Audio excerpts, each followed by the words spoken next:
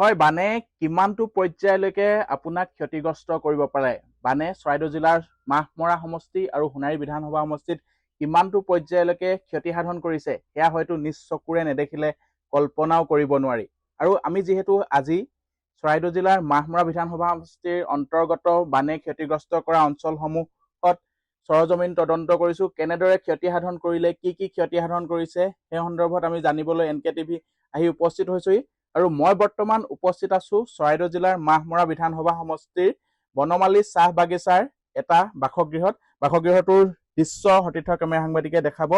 এয়া পানী শুকাইছে যদিও এই পৰিৱেশ চক কেনেদৰে পানীৰ ঢৌৱে আচলতে ঘৰটোৰ মাটিত গাঁত খান্দি কি এক ভয়ংকৰ পৰিৱেশৰ সৃষ্টি কৰিছে সেয়া হয়তো নিজ চকুৰে নেদেখিলে হৃদয়ংগম কৰিব নোৱাৰি। সতীৰ্থ কেমেৰা সাংবাদিকে দেখাব ঘৰ গৃহস্থী এনেদৰে এতিয়া ৰৈ আছে। তেওঁলোকে যিহেতু বানৰ প্ৰকোপ কমিছে, ঘৰৰ পৰা বানপানী ওলাই গৈছে, তাৰ পাছতে নিজৰ ঘৰখনলৈ যেতিয়া তেওঁলোকে সোমাই আহিছে এই ভয়ংকৰ দৃশ্য দেখিছে। এই ভয়ংকৰ দৃশ্য বুলি কাৰণে কৈছো আমি এয়া সতীৰ্থ কেমেৰা সাংবাদিকে দেখাব।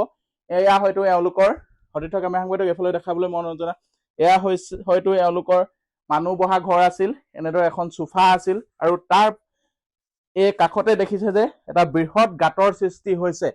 বানপানীয়ে বানপানীৰ বাঢ়নী পানীয়ে বনমালী অঞ্চলৰ ক্ষতি সাধন কৰিছে আৰু দেখা গৈছে যে এনেদৰে এতিয়া সমগ্ৰ ঘৰৰ সামগ্ৰী আচলতে নষ্ট কৰিছে।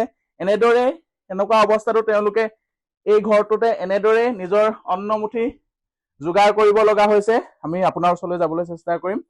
খুবেই এক দুখ লগা দৃশ্য। আপোনালোকৰ ঘৰখন দেখিছো যে বানপানীয়ে মাটি উটুৱাই লৈ গৈছে, ঘৰৰ ভিতৰত ডাঙৰ গাঁতৰ সৃষ্টি কৰিছে। কি ক'ব বিচাৰিব? কিনো মই কম, যিহে অৱস্থা দেখিছে আপোনালোকে। কিমান দিন ঘৰত পানী সোমাই থাকিলে?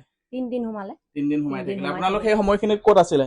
এই দোকান ওপৰত আছিল। দোকানত আছিলে। তাৰ পিছত ঘৰলৈ আহি দেখিছে যে ঘৰ আহি দেখিছে গাত পানী হুততো সোমাবই নোৱাৰিলো। হয়। আছে কিছু বস্তুও উঠি গুচি গ'ল আৰু ঘৰৰ বস্তু উঠি গৈছে। আৰু ৰখাব যিখিনি বস্তু আছে সেইখিনিও নষ্ট হৈছে। নষ্ট হৈছে মানে একো অৱস্থাই নাই, দেখিছে আৰু আপোনালোকে অৱস্থা। যিহেতু দেখা গৈছে যে বানৰ প্ৰকোপ বাঢ়িছে, চৰাইদেউ প্ৰশাসন বা চৰকাৰে বিভিন্নজনক সহায় সহযোগ কৰিছে। আপোনালোকে তেনেকুৱা ধৰণৰ সহায় সহযোগ লাভ কৰিছে নে চৰকাৰৰ পৰা? চৰকাৰ মানুহ আহিছে নে ইয়াত?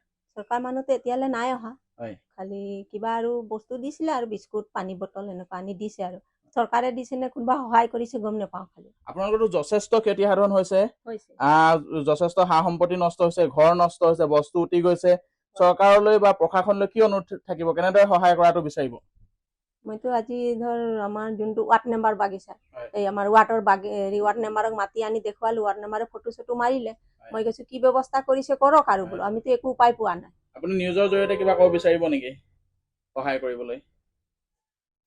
কৰিলেতো ভালেই আছিলে। হয়, এয়াই হৈছে বানপানীৰ পাছৰ প্ৰকৃত ছবিখন। এনেদৰেই এতিয়া যি বাঢ়নী পানীয়ে সকলোকে প্লাবিত কৰি তুলিছিল, তাৰ পাছত পানী শুকোৱাৰ পাছত দেখা গৈছে ইয়াৰ পাছৰ ভয়ংকৰ ছবিখন।